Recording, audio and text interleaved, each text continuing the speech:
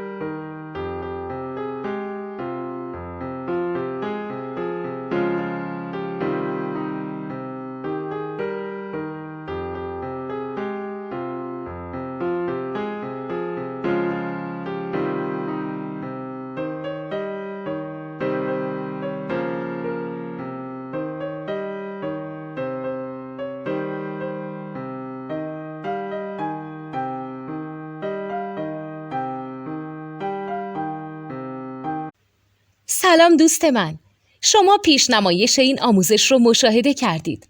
برای دیدن آموزش به صورت کامل میتونید به وبسایت نوت 2 که مرجع آموزش موسیقی هست مراجعه کنید.